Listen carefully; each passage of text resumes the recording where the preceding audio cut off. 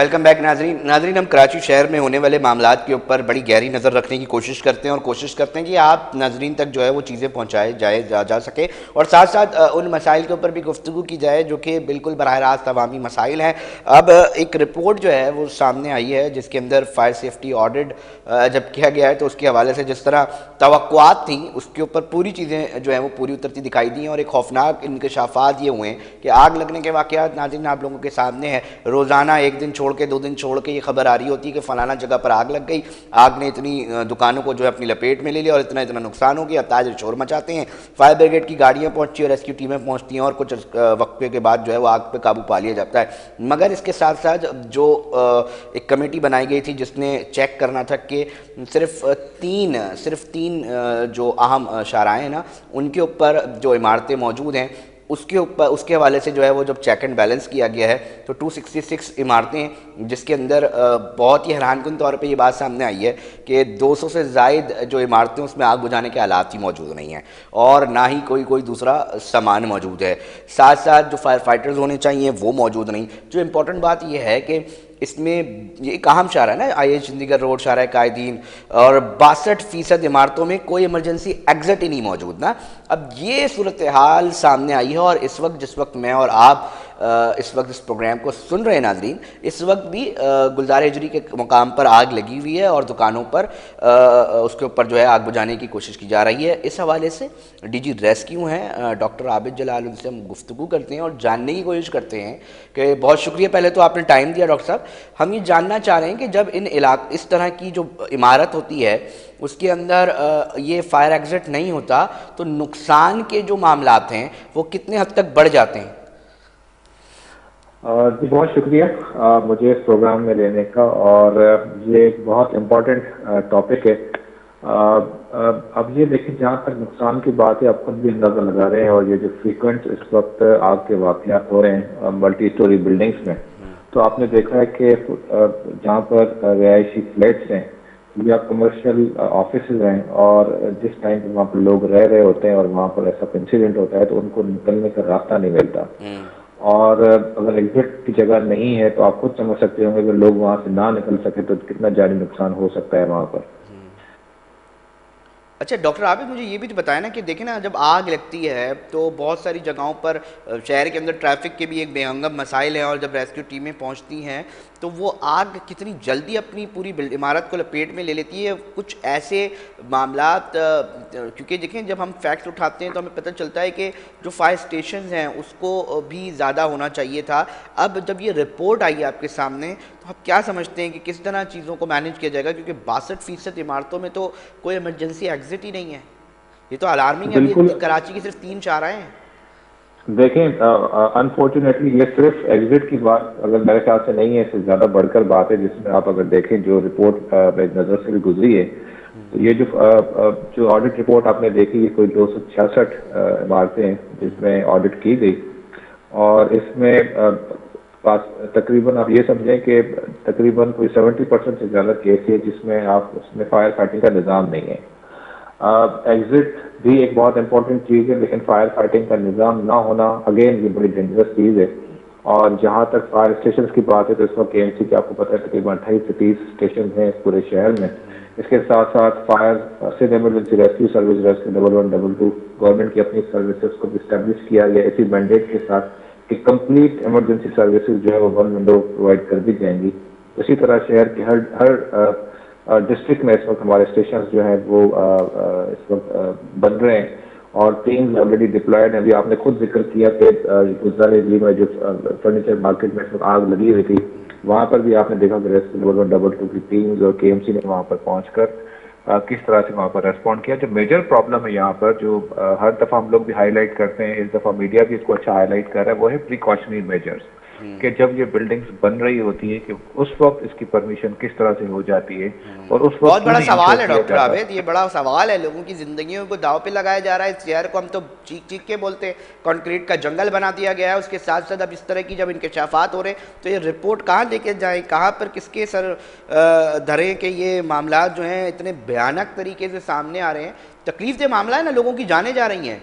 बिल्कुल ऐसा ही है। देखें, आप देखें, हम भी इसी बात पे आप ये भी हमारा भी देखें यही चीज़ है कि अगर देखें रेस्क्यू जब काम कर रहा होता है तो इस जो रेस्क्यू के लोग हैं वो भी तो स्टेक पे लगे हुए हैं ना, खुदा ना खास्ता जब वो इस तरह के इंसिडेंट होते हैं और आप देखें उसकी इंटेंसिटी कितनी ज़्यादा है। इस वक्त जितने भी इंसिडेंट्स हुए उसमें सिर्फ एक पाटना टावर का एक इंसिडेंट हुआ जिसमें आपने देखा कि उनके पास फायर फाइटिंग का निज़ाम था जिसकी वजह से नुकसान कम हुआ। तो ये भी एक आपने देखा कि एक चीज़ आपके सामने आई।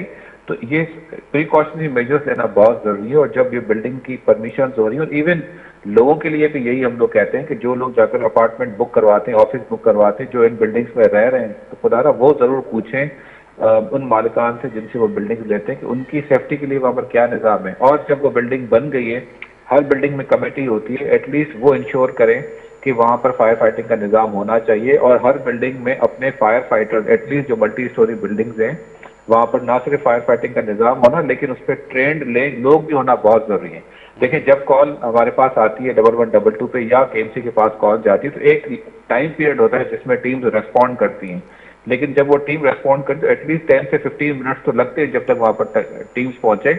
अगर वहाँ पर फायर फाइटिंग का निज़ाम हो, वहाँ पर लोग ट्रेंड हो, तो आपको पता है उसमें नुकसान कितना हम कमी कर सकते हैं। मगर आबिद साहब, हम देखिए ना, मैंने माजी में सुनते हैं कि जी हम पहले जो है ना बाकायदा ट्रेनिंग्स दी जाती थी, बाकायदा असला चलाने की भी ट्रेनिंग्स दी जाती थी, और फिर फायर सेफ्टी के हवाले से मुख्तलिफ जगहों पर आज भी ट्रेनिंग्स दी जाती हैं। आप नहीं समझते हैं कि ये ट्रेनिंग्स जो है वो बहुत ज़रूरी है? उसके बाद जब ये चीज़ें, मतलब एक चीज़ अगर पड़ी रखी हुई है, उसका इस्तेमाल ही नहीं आता, उसको यूज़ करना ही नहीं आता, तो कहीं ना कहीं देखिए ये बहुत ज़रूरी मामला नहीं नज़र आता। क्योंकि जिस तरह आग लगने के वाक़यात तवातुर के साथ हम स्क्रीन्स पे दिखा रहे हैं अपनी, कि हम 2 दिन छोड़ते नहीं हैं, फिर अभी इतला आ जाती है फलाना जगह पे आग लग गई, फलाना जगह पे आग लग गई, और नुकसान जो जिस लेवल पर हो रहा है, तो फायर ब्रिगेड के अमले को पहुंचने से पहले अगर हम ट्रेनिंग देना शुरू करें तो इसमें हर्डल्स क्या आ रही हैं?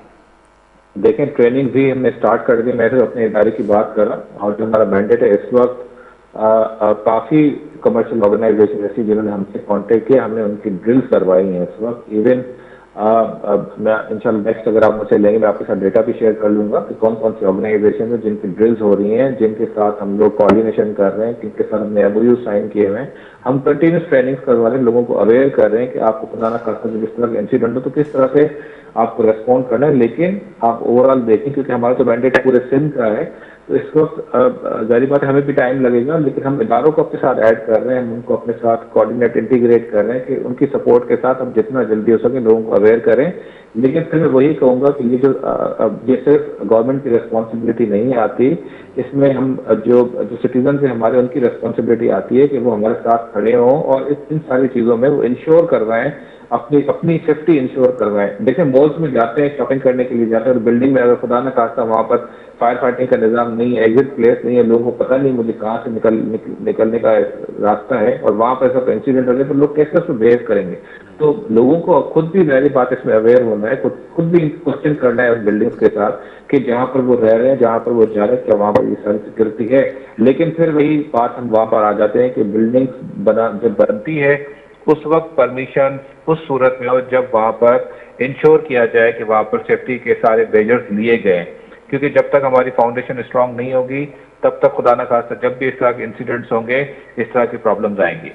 आबिद साहब, थोड़ा सा मुझे इस हवाले से भी बताइएगा कि देखें दुनिया भर में ना जिद्दत लाई जा रही है, चाहे वो रेस्क्यू के ही मामला क्यों ना हो। हम ये देखते हैं कि हमने एक प्रोग्राम भी बाकायदा तौर पे इसके ऊपर किया था कि कुछ ड्रोन टेक्नोलॉजी का इस्तेमाल किया जा रहा है, वो इसी शहर के अंदर बन रही हैं, और उसके अंदर ऑटोमेटेड सिस्टम है जो कि आग बुझाने के लिए कारआमद भी है और किरदार भी अदा कर सकता है। इस तरह बहुत सारी टेक्नोलॉजीज़ का इस्तेमाल किया जाता है, इसी यूनिवर्सिटीज़ के स्टूडेंट्स उसको बना रहे हैं, इधर ही मौजूद है ये सारा सिस्टम। तो कहाँ लैकिंग आ रही है कि उधर कोऑर्डिनेशन नहीं हो पाती, या उस जिद्दत की तरफ जाने में क्या मसाइल का सामना है? बीइंग अ रेस्क्यू जो आप लीड कर रहे हैं, डीजी हैं, उस हवाले से थोड़ा सा आगाह करेंगे।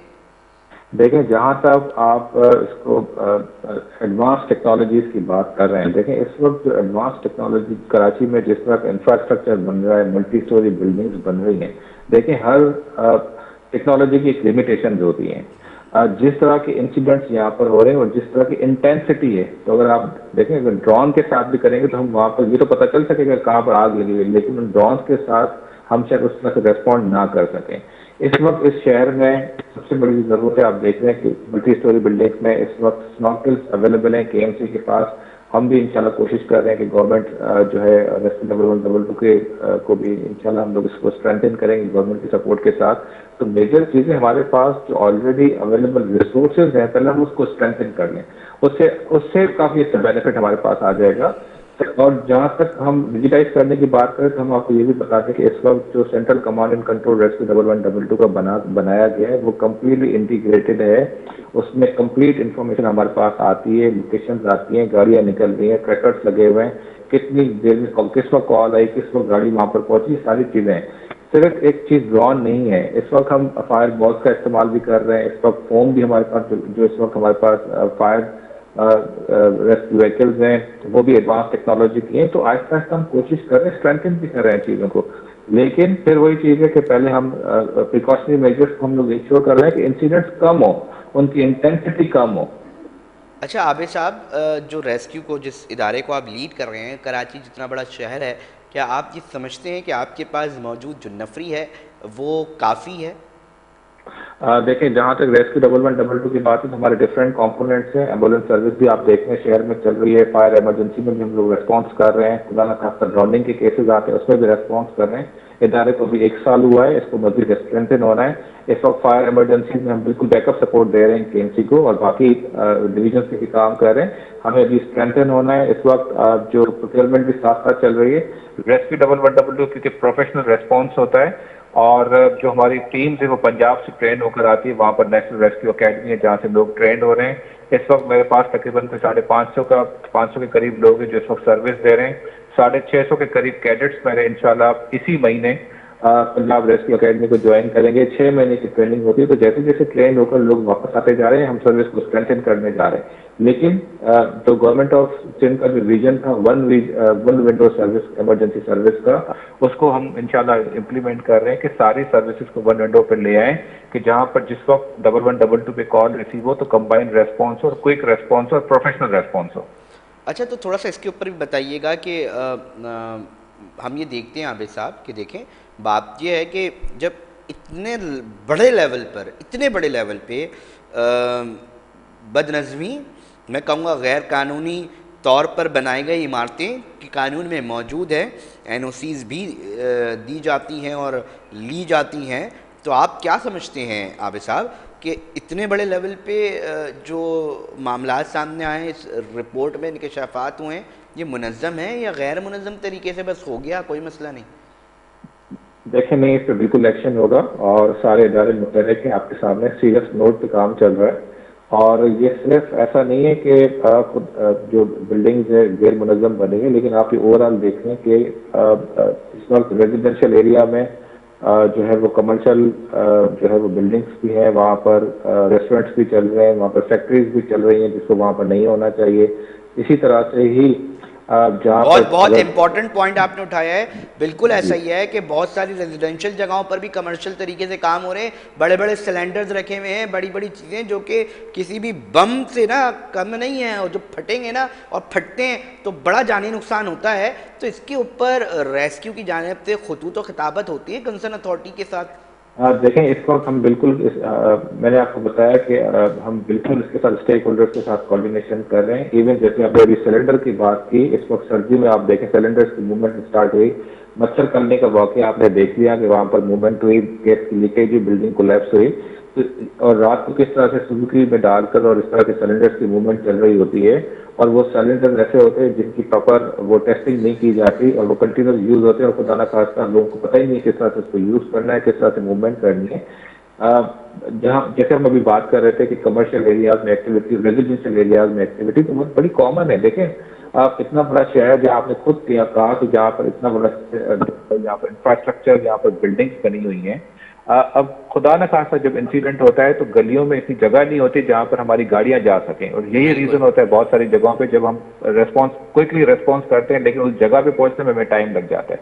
तो एक तो सिर्फ ये नहीं है कि बिल्डिंग्स की परमिशन का इशू है और वहां पर मैं लास्ट सवाल जानना चाहूँगा अभी साहब, इस शहर को कंक्रीट का जंगल और बदनज़मी और जिस तरह आप भी बता रहे हैं और जान रहे हैं कि रेस्क्यू करने में ख़ुद कितनी मुश्किलात का सामना करना पड़ता है, तो इसमें आप कसूरवार किसको समझते हैं? क्योंकि एक आम आदमी की ज़िंदगी का सवाल है और दिल पर हाथ रख के मुझे जवाब दीजिएगा कि क्या समझते हैं कि कहाँ किससे गलती हुई है? क्या ये शहर माफिया चला रहा है? क्योंकि रेस्क्यू करने के लिए आपकी टीम्स जाती हैं और जब इस तरह के मसाइल हों कि गली में गाड़ी नहीं जा सकती हो, जबकि नक्शे में उसकी जगह जो है वो थोड़ी बड़ी हो, मगर चूंकि माफियाज का राज है इस शहर के अंदर, तो अपनी मर्जी से जो दिल चाहता है बना लिया जाता है। तो आप क्या समझते हैं कि कितनी खतरनाक है और इसमें कसूरवार किसको देखते हैं?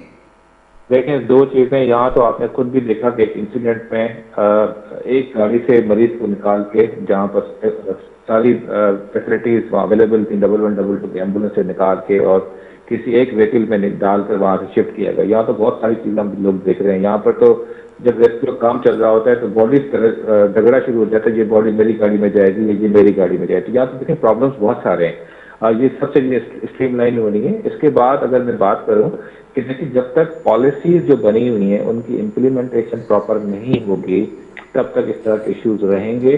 और जहां तक हम देखिए, हर चीज की पॉलिसी बनी हुई है, लॉज पास हुए हैं, लेकिन उसकी इम्प्लीमेंटेशन में वीकनेसेस हैं, तो हमें वो भी आइडेंटिफाई करनी है। और सारे जो इस वक्त रेलिवेंट इदारे हैं वो अपनी अपनी जिम्मेदारी के साथ काम करें तो बहुत इम्प्रूवमेंट आ सकती है। रेस्क्यू की जब तक हम बात करें, आपने खुद देखा है कि पिछले जितने इंसिडेंट हुए हैं इस वक्त जो भी इदारे इस वक्त रेस्क्यू में काम कर रहे हैं, मैं अपने रेस्क्यू 1112 की बात करूंगा, लेकिन जो रेलेवेंट स्टेक होल्डर्स जिसमें काम करे, आपने उनका क्विकली रेस्पॉन्स देखा है, तो रेस्पॉन्स में बहुत बेहतरी आई है। रेस्क्यू के काम में बहुत बेहतरी आई है, लेकिन क्योंकि पॉलिसीज की इम्प्लीमेंटेशन सही तरीके से नहीं हो रही तो वहां पर इस तरह के इंसिडेंट फ्रीक्वेंटली हो रहे हैं। अभी भी आपने देखा फर्नीचर वाली जो मार्केट में आग लगी हुई थी, तो उसके रीजन हमें देखने, क्योंकि लोग यहाँ पर किस तरह के मार्केट कंक्लूड करना है थोड़ा सा, मुझे शॉर्ट टाइम है। क्या रीजन शॉर्ट करना है? बिल्कुल कंक्लूड करना है इसके ऊपर आबिद साहब। जी, चलिए आप मुझसे सवाल करें, दोबारा कीजिएगा। बहुत शुक्रिया आबिद साहब। प्रोग्राम का नादरीन वक्त जो है वो अख्ताम की तरफ पहुंच चुका है और हम गुफ्तगू कर रहे थे और बता रहे थे कि इस शहर को किस तरह मसाइल का सामना है, किस तरह माफियाज का राज है। क्योंकि जो रिपोर्ट मैं आपको पढ़ के सुना रहा था और जिन इमारतों के अंदर इतने इंकशाफात सामने आ रहे हैं, इतनी बदनज़मी सामने आ रही हैं, तो ऐसा महसूस होता है कि मुनज़्ज़म तरीके से इस शहर को इस कंक्रीट के जंगल में तब्दील किया गया है। नाज़रीन, प्रोग्राम का वक्त जो है वो इख्तिताम पर पहुंच चुका है। अपने मेज़बान अली रज़ा को दीजिए इजाज़त। अपना बहुत ख्याल रखिएगा। अल्लाह निगहबान।